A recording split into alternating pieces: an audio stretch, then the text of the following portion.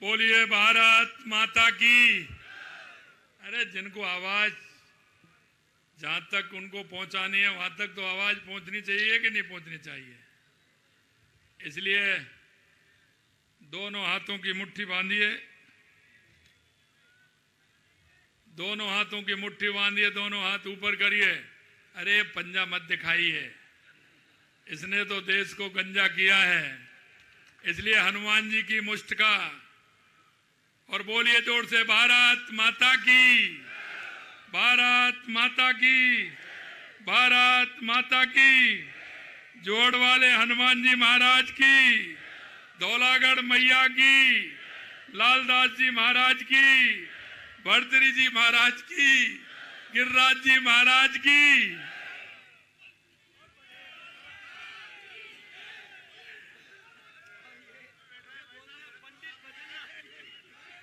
आज के इस बड़ौदा में रामगढ़ विधानसभा के हमारे प्रत्याशी श्री सुखवंत सिंह जी की इस चुनावी सभा में मंच पर विराजमान भारतीय जनता पार्टी के मुखिया और हमारे प्रदेश के अध्यक्ष और राज्यसभा के सांसद सम्माननीय मदन राठौड़ साहब, हमारे पार्टी के वरिष्ठ नेता सम्माननीय ज्ञानदेव आहूजा जी, कैबिनेट में मेरे साथी और यहां के प्रभारी भाई गौतम दत्त जी, भाई संजय शर्मा जी, भाई कैलाश चौधरी जी, पूर्व मंत्री, पार्टी के जिला अध्यक्ष भाई अशोक गुप्ता जी, उम्मेद भाया जी, जिला प्रमुख बलवीर छिल्लर जी, हमारे पार्टी के वरिष्ठ नेता और विधायक डॉक्टर जसवंत सिंह जी, हमारे महाराज जी महंत बालकनाथ जी योगी साहब जो संचालन कर रहे हैं, ऐसे हमारे विधायक भाई कुलदीप धनखड़ जी, हमारे कठूमर के विधायक भाई रमेश खींची जी, हमारे बानसूर के विधायक देवी सिंह शेखावत जी, हमारे सपोटरा के विधायक हंसराज मीणा जी और हमारे पूर्व विधायक जिन्होंने आज भारतीय जनता पार्टी ज्वाइन की है, भाई राजेंद्र गंडूरा जी, भाई कुलदीप जी के तो ये रिश्तेदार हैं क्यों, कुलदीप जी की तो ससुराल है, लेकिन हमारी कुछ ना कुछ गंडूरा में हमारा भी है, इसलिए ये रिश्तेदार हैं। और मैं गंडूरा जी को 30 साल से जानता हूं। निश्चित रूप से इन्होंने राजनीति के क्षेत्र में अच्छा काम किया है और आपने आज भारतीय जनता पार्टी माननीय हमारे प्रदेश अध्यक्ष जी ने ज्वाइन कराई है, मैं आपका स्वागत करता हूं, अभिनंदन करता हूं। भाई हमारे पार्टी के युवा नेता जय आहूजा जी, हमारे पूर्व विधायक पूर्व मंत्री हेम सिंह जी बढ़ाना साहब, पूर्व विधायक रामेश जी यादव साहब, पूर्व विधायक जयराम जी जाटव साहब, हमारे पूर्व विधायक मान सिंह जी गुर्जर साहब, पार्टी के पूर्व जिला अध्यक्ष पंडित धर्मवीर शर्मा जी, हमारे पूर्व विधायक बनवारी लाल सिंघल जी, इंद्रजीत सिंह पाटा साहब पूर्व जिला अध्यक्ष, हमारे जो प्रत्याशी थे उन्होंने हमारे समर्थन में पर्चा वापस लिया थे, निर्मल सूरा जी, सुमन मौजका जी, और मंच पर विराजमान पार्टी के सभी वरिष्ठ नेतागण और मेरे सामने बैठे मेरे पूजा योग बुजुर्गों, नौजवान दोस्तों और मेरी माता बहनों, सबसे पहले तो मैं आप सभी का वंदन करता हूं, अभिनंदन करता हूं, आप सभी को मैं नमन करता हूं। मित्रों, मैं एक बात आपसे कहना चाहता हूं, इस विधानसभा का नाम ऐसा नाम है, अगर दिन में 10-5 बार ले लिया तो वैसे ही तर जाओगे। ये रामगढ़ ऐसा विधानसभा है जिसके नाम लेने से ही बहुत कुछ हो जाता है। मैं आपसे कहना चाहता हूं,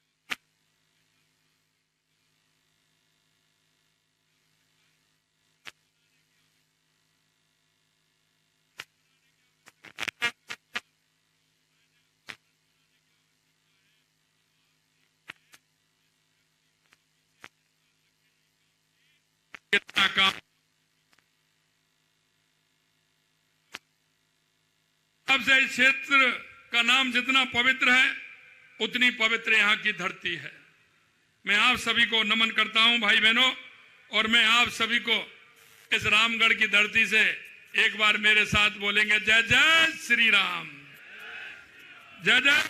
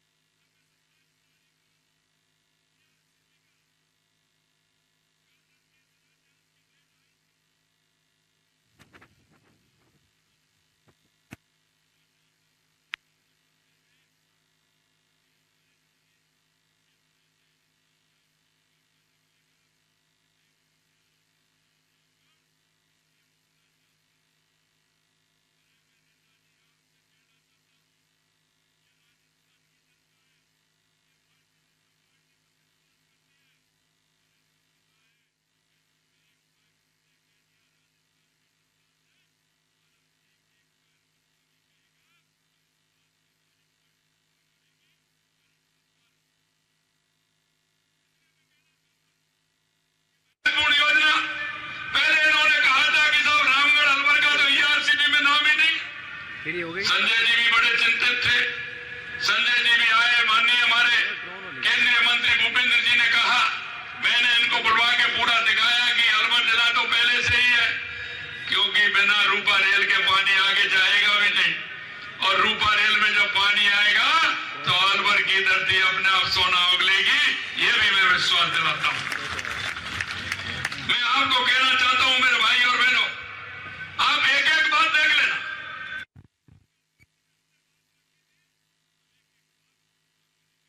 शब्द को पूरा करेंगे। हमने कहा था किसानों को हम सम्मान निधि देने का काम करेंगे, हमने किसानों की सम्मान निधि देने का काम किया। किसानों की सम्मान निधि के अलावा हमने किसानों से कहा कि आपको दिन में बिजली देंगे। अरे कांग्रेस वाले आए तो इनसे पूछना कि 5 साल में एक आध यूनिट बिजली पैदा करने का काम किया, पूरे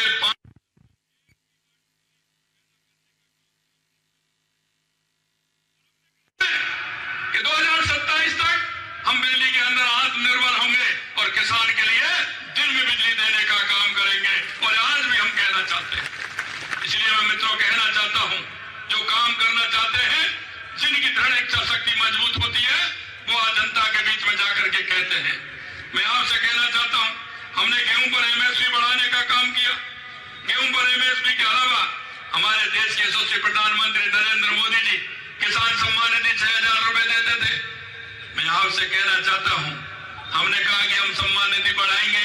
आपको बताइए, सम्मान निधि का 1,000 रुपया मिला कि नहीं मिला? आप बताइए, मिला कि नहीं मिला? अरे पहली किस्त मिली कि नहीं मिली? और तैयार हो जाइए, दूसरी किस्त भी तैयार है, अगले महीने दूसरी किस्त भी मिलने वाली है। ये मैं आपसे कहना चाहता हूं। मित्रों, मैं कहना चाहता हूं कि जो हमने समर्थन मूल्य भी बढ़ाया, पीएम किसान समृद्धि केंद्रों की स्थापना भी की, और यही नहीं, हमने वायदा किया था, क्योंकि कांग्रेस के समय से 19 पेपर में 17 पेपर लीक हुए थे। उस युवा के दर्द को हम जानते हैं, किसान के बेटे के दर्द को हम जानते हैं, किसान किस तरह से अपने बेटे को पढ़ाता है।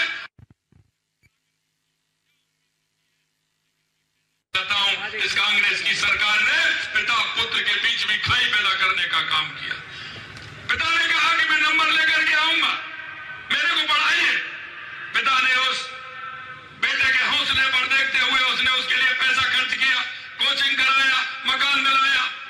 लेकिन जब बेटे को भी उम्मीद थी कि निश्चित रूप से मैंने पढ़ाई की है, मेरा इस परीक्षा में मैं पास होकर दिखाऊंगा, लेकिन जिस दिन पेपर लीक हुआ, उस पिता और पुत्र के सपने चूर चूर करने का काम इस कांग्रेस की सरकार ने किया। मैं आपको विश्वास दिलाता हूं, आपसे कहा था कि हमारी सरकार किसी को छोड़ने वाली नहीं है, और आपने देख लिया 200 लोग अंदर हैं, 200 लोग अंदर हैं। और आपको यह भी कहना चाहता हूं, हमारी सरकार के अंदर जो पेपर हुए हैं, वो एक भी पेपर आउट नहीं हुआ, एक भी पेपर आउट नहीं हुआ। यह भी मैं आपसे कहना चाहता हूं।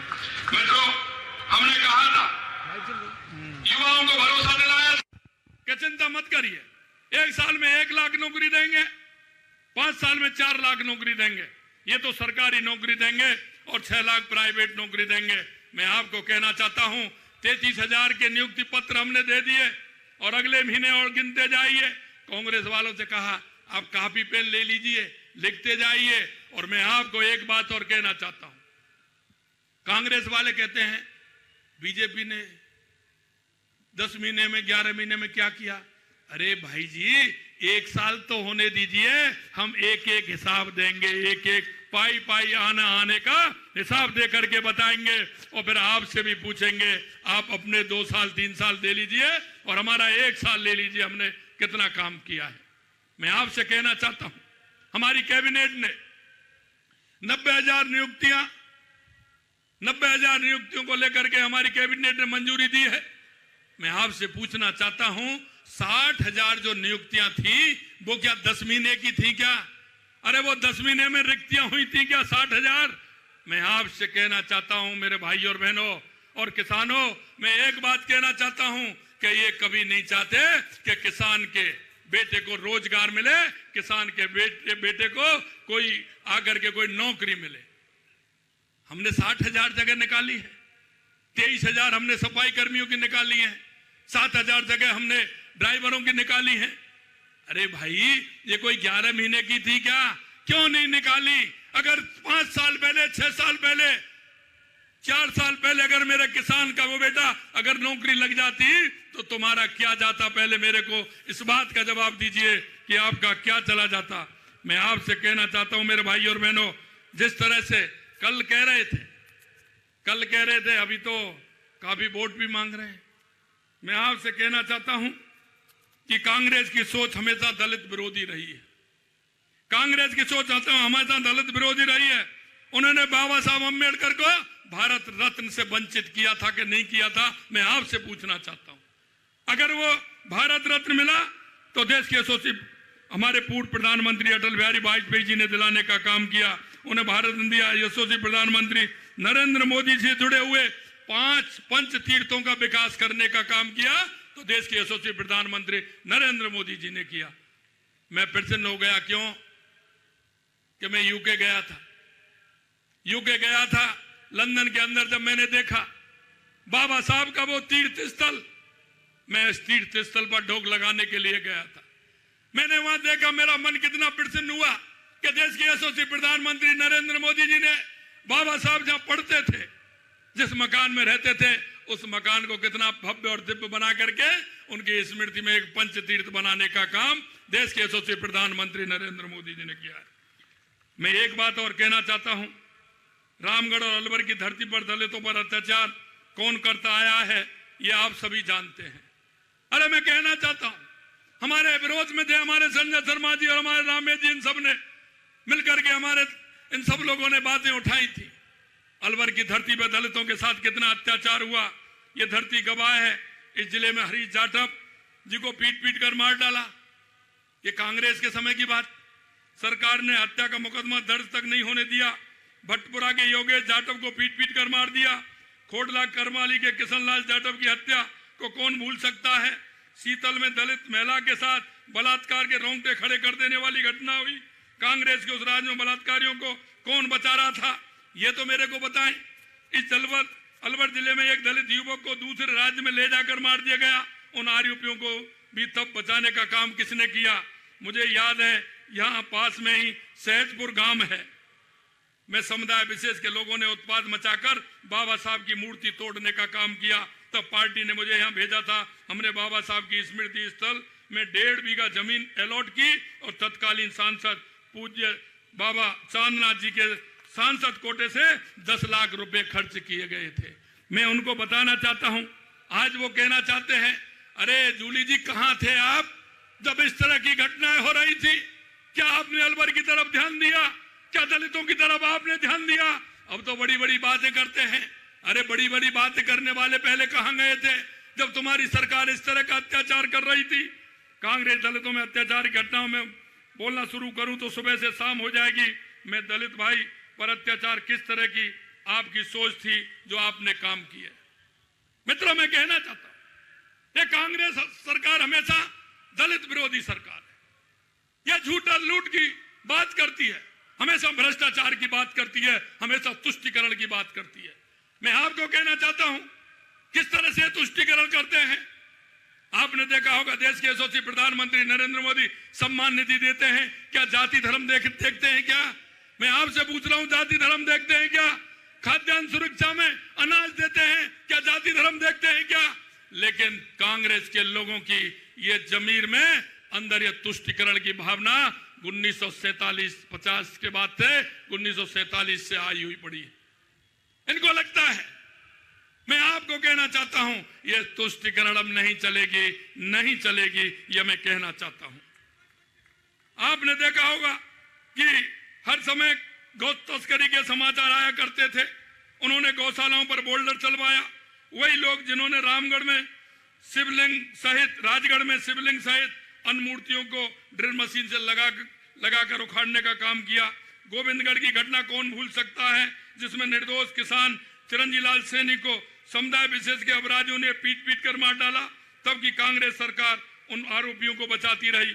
कौन भूल सकता है कि अलवर में 15 साल की मूक बधिर बच्ची के साथ गैंगरेप हुआ और अपराधी उस बीच शहर पुलिया पर फेंक कर चले गए। हद तो जब देखी गई तो भाजपा ने मुद्दा उठाया तो उन्होंने अपराधियों की पहचान होने लगी तो सरकार ने सड़क दुर्घटना बताकर उसे हितश्री करना चाहा। मैं आपको यही कहना चाहता हूं, उसके बाद सीबीआई जांच के आदेश हुए, उस पुलिया की सफाई करवा दी गई, सबूत नष्ट कर दिए गए। ये कांग्रेस की तुष्टीकरण का मैं आपको नमूना देना चाहता हूं मेरे भाई और बहनों। मैं आपसे इतना कहना, इसलिए याद रखेंगे कि मैं आपसे यही कहना चाहता हूं कि जिस तरह से कांग्रेस इस तुष्टीकरण की भावना से चलती है, आज मैं कहना चाहता हूं कि इस क्षेत्र के अंदर टकलूबाजों की क्या स्थिति हो रही है, साइबर क्राइम किस तरह से बढ़ रहा है, गौ तस्करी किस तरह से बढ़ रही है, उनको संरक्षण देने वाले कौन लोग हैं, ये मैं आपसे पूछना चाहता हूं। मित्रों, मैं कहना चाहता हूं, कांग्रेस के साथ शासित जो राज्य हैं, चाहे वो कर्नाटक हो, अपराध 60% है, पंजाब हो 50% बढ़ा है। वही हमने ऑपरेशन एंटीवायरस चलाया तो राजस्थान में क्राइम मात्र 26% रहा, जो 80 और 82% था। हमने कहा हम किसी को छोड़ने वाले नहीं है, और आज भी मैं आपको विश्वास दिलाता हूं, अगर राजस्थान में राज चलेगा तो कानून का राज चलेगा। कभी ऐसे लोगों का राज नहीं चलेगा, ये तुष्टीकरण वालों का राज नहीं चलेगा, ऐसे लोगों का राज नहीं चलेगा जो हमेशा इस तरह की अपराधियों को छुड़ाने की बात करते हैं और अपराधियों का सहयोग करने की बात करते हैं।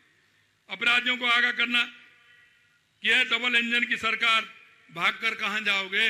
मैंने कहा था, क्योंकि जब 15 दिसंबर को शपथ ली थी, 16 दिसंबर को एंटी गैंगस्टर फोर्स बनाने का काम किया था। आप देख रहे थे, हरियाणा से आते थे, कई इधर उधर से आते थे, क्योंकि जब भारतीय जनता पार्टी की सरकार थी तीनों तरफ, चाहे वो गुजरात हो, मध्य प्रदेश हो, उत्तर प्रदेश हो, हरियाणा हो, सिर्फ राजस्थान ऐसा राज्य था जो अपराधियों को शरण स्थली था। हमने कहा कि या तो राजस्थान में अपराधी आएगा नहीं, और मैं आपको विश्वास दिलाता हूं अगर अपराधी राजस्थान में आता है तो राजस्थान से वापस जाएगा नहीं, यह भी मैं आपको विश्वास दिलाना चाहता हूं। अगर हमारी गरीब कल्याण की योजनाओं की मैं बात करूं तो आपने देखा होगा जो हमने वायदा किया है, चाहे 450 रुपए में सिलेंडर देने का वायदा हो, चाहे सामाजिक सुरक्षा पेंशन हो जो 1000 से हमने 1150 किया, 3 लाख नए पेंशनर जोड़ने का काम हमने किया है। इन्होंने क्या किया, नए पेंशनर जो 60 साल से ऊपर होते थे उनको जोड़ा ही नहीं। अरे भाई, उनका क्या खोट है, उनकी तो जैसे उम्र होगी वैसे ही जुड़ेंगे कि नहीं जुड़ेंगे, वो तो 60 साल से हो गए, उनको जोड़ा ही नहीं। हमने हमारे 11 महीने के अंदर 3 लाख पेंशनरों को जोड़ने का काम हमारी सरकार ने किया। यही नहीं, एक और मैं ताजुब की बात बताना चाहता हूं आप, हमारे किसानों को किसान सम्मान निधि मिलती है। हमारे हर 3 महीने में केंद्र से पत्र आता है कि किसान सम्मान निधि में, क्योंकि जिनके पिताजी एक्सपायर हो जाते हैं तो उनका नामांतरण उनके बेटों के नाम खुलता है, उनका म्यूटेशन खुलता है, उसकी सूचना केंद्र की सरकार मांगती है। मैं आपको कहना चाहता हूं मेरे भाई और बहनों, इन्होंने उसकी सूचना भी नहीं दी, तो हमारे ऐसे जो किसानों के पुत्र थे उनको किसान सम्मान निधि नहीं मिल पाई। हमने 11 महीने में सभी को जोड़ करके केंद्र में भेजा है। उन सभी को किसान सम्मान निधि मिलने का काम हमारी सरकार ने किया है। 21,000 से अधिक विमुक्त घुमंतु अर्ध घुमंतु परिवारों को आवासीय भूखंड के पट्टे जारी किए गए। आपने देखा होगा ऐसे लोग हैं जो राजस्थान में आज उनको कहीं मकान बनाने के लिए जमीन नहीं है, बेचारे सड़क के सहारे कहीं ना कहीं रहते हैं अपनी झुग्गी झोंपड़ी बना करके। ऐसे लोगों को हमने चिन्हित करने का काम किया। मैंने कहा कोई भी ऐसा राजस्थान में कोई भी परिवार ऐसा नहीं रहेगा जिसका खुद का मकान नहीं हो, खुद की जमीन नहीं हो। हमने 21,000 से ज्यादा उन परिवारों को पट्टा देने का काम हमारी सरकार ने किया है। आपने देखा होगा, क्योंकि यहाँ विकास की सौगातें आने वाली हैं, ये भी मैं बताना चाहता हूं रामगढ़ के लोगों को, क्योंकि आप सौभाग्यशाली हैं। और सौभाग्यशाली आप इसलिए हैं कि दिल्ली मुंबई कॉरिडोर रामगढ़ के होकर के जा रहा है। यहाँ बड़ी बड़ी इंडस्ट्रीज भी आएंगे, यहाँ बड़े बड़े उद्योग भी लगेंगे। इससे हमारे रामगढ़ के लोगों का भला भी होने वाला है। मैं इतना कहना आपसे चाहता हूं। मैं आपसे अंत में इतना कहना चाहता हूं कि आपके बीच में सुखवंत सिंह जी आपके बीच के व्यक्ति हैं। सुखवंत जी सादगी वाले व्यक्ति हैं, वे सुख दुख में आपके साथ रहते हैं। उनका नाम रामगढ़ के जन जन की जुबान पर है। वे रामगढ़ के विकास में निश्चित रूप से आपने देखा कि अभी से वो कहने लग गए कि हमें ये भी चाहिए भवन, कहीं पुलिया तो कहीं कृषि उपज मंडी बनाने की जरूरत बता रहे हैं। ये दलित वर्ग, माता बहनों, जवानों, किसानों और गांवों की बहुत चिंता करते हैं। मैं आप सभी से कहना चाहता हूं मेरे भाइयों बहनों कि आप इनकी चिंता करें। आप इन्हें चुनाव में भारी बहुमत से विजय बना करके राजस्थान के विधानसभा में पहुंचाने का काम करें। मैं आपको विश्वास दिलाता हूं कि हम मिलकर आपकी चिंताएं दूर करेंगे और निश्चित रूप से रामगढ़ का विकास होगा। रामगढ़ की सीट भाजपा प्रत्याशी की जीत, केंद्र व राज्य भाजपा की डबल इंजन की सरकार निश्चित रूप से मजबूती देगी। मैं आपसे भाजपा प्रत्याशी श्री सुखवंत सिंह जी को भारी बहुमत से विजय बनाने की अपील करता हूं। और मैं कहना चाहता हूं, क्योंकि सुखवंत जी और हमारी जो टीम सामने मंच पर बैठी है, ये मिलकर के विकास करेगी। हमने कहा कि हमारा ये पूर्वी राजस्थान, लेकिन हम सौभाग्यशाली हैं कि दिल्ली मुंबई कॉरिडोर हमारे अलवर से होकर के, दौसा से होकर के सवाई माधोपुर होते हुए कोटा तक जा रहा है। मैं आपसे कहना चाहता हूं मेरे भाई और बहनों, दुनिया की नजरें हैं। हमारा राइजिंग राजस्थान 9, 10, 11 दिसंबर को होने वाला है। देश के यशस्वी प्रधानमंत्री नरेंद्र मोदी जी उसका उद्घाटन करेंगे। दुनिया में जहां हम गए वहां से वहां के लोग भी आने वाले हैं, राजस्थान के प्रवासी लोग भी आने वाले हैं। मैं आपको विश्वास दिलाता हूं कि जो हमने कहा है वो हम करके दिखाएंगे, क्योंकि हमारे भारतीय जनता पार्टी के ये अंदर है, उनके जहन में है कि जनता से किया हुआ वायदा हम पूरा करेंगे। देश के यशस्वी प्रधानमंत्री नरेंद्र मोदी जी का ये विश्वास जनता के अंदर है, और वो विश्वास का है सबका साथ, सबका विकास, सबका विश्वास और सबका प्रयास।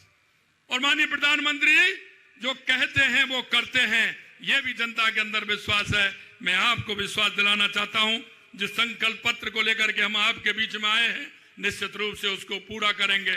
अंत में इतना ही कि आप सभी लोगों से मेरा आग्रह कि माननीय सुखवंत सिंह जी को ज्यादा से ज्यादा वोटों से जिता करके विधानसभा में भेजेंगे। तो मैं इनको माला पहना दूं, दुपट्टा पहना दूं इनको, हैं? तो जीत की माला पहना दूं? तो आप जोर से बोलिए भारत माता की, भारत माता की, भारत माता की। बहुत बहुत धन्यवाद।